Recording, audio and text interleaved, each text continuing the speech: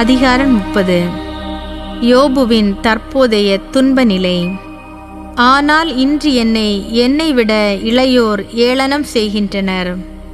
அவர்களின் தந்தையரை என் மந்தையின் நாய்களோடு இருத்தவும் உடன்பட்டிரேன். எனக்கு அவர்களின் கைவன்மையால் என்ன பயன்? அவர்கள் தாம் ஆற்றல் இழந்து போயினரே. பட்டினியாலும் பசியாலும் அவர்கள் மெலிந்தார்கள். வறண்டு இருண்டு அழிந்த பாலைக்கு ஓடினார்கள். அவர்கள் உப்புக்கீரையை புதரிலிருந்து பறித்தார்கள். காட்டுப்பூண்டின் வேரே அவர்களின் உணவாயிற்று. மக்கள் அவர்களை தம்மிடமிருந்து விரட்டினர்.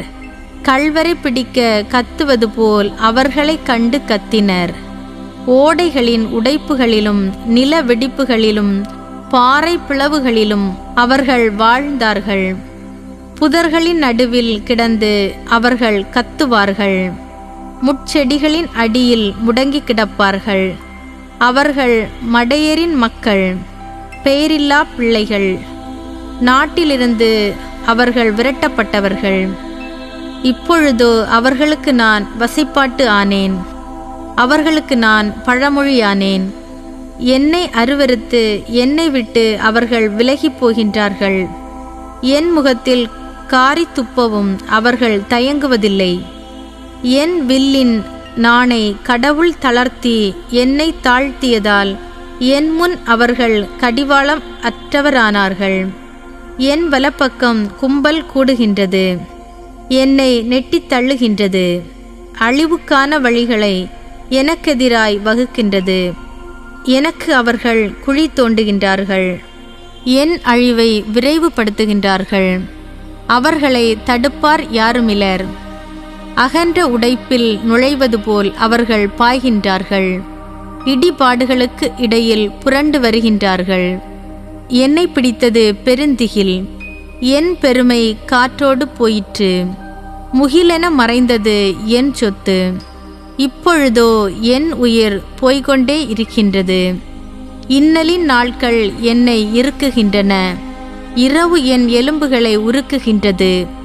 என்னை வாட்டும் வேதனை ஓய்வதில்லை. நோயின் கொடுமை என்னை உருக்குலைத்தது. கழுத்துப்பட்டை போல் அது என்னை சுற்றி கொண்டது. கடவுள் சேற்றில் என்னை அமிழ்த்திவிட்டார். புழுதியும் சாம்பலும் போல் ஆனேன். நான் உம்மை நோக்கி மன்றாடினேன். நீரோ பதிலளிக்கவில்லை. நான் உம்முன் நின்றேன். நீரோ பாராமுகமாய் இருக்கின்றீர். என் மட்டில் நீர் கொடுமை உள்ளவராய் மாறினீர். உம் கை வல்லமையால் என்னை துன்புறுத்துகின்றீர். காற்றில் தூக்கி என்னை பறக்கவிட்டீர். புயலின் சீற்றத்தில் என்னை அலைக்கழித்தீர். ஏனெனில் என்னை நீர் சாவுக்கு கூட்டி செல்வீர் என நான் அறிவேன். வாழ்வோர் அனைவரும் கூடுமிடம் அதுவே. இருப்பினும் அழிவின் நடுவில் ஒருவர் உதவிக்காய் அலரும் பொழுது அவருக்கு எதிராய் எவர் கையை உயர்த்துவார்? அவதிப்பட்டவருக்காக நான் அழவில்லையா? ஏழைக்காக என் உள்ளம் இளகவில்லையா? நன்மையை எதிர்பார்த்தேன், தீமையே வந்தது.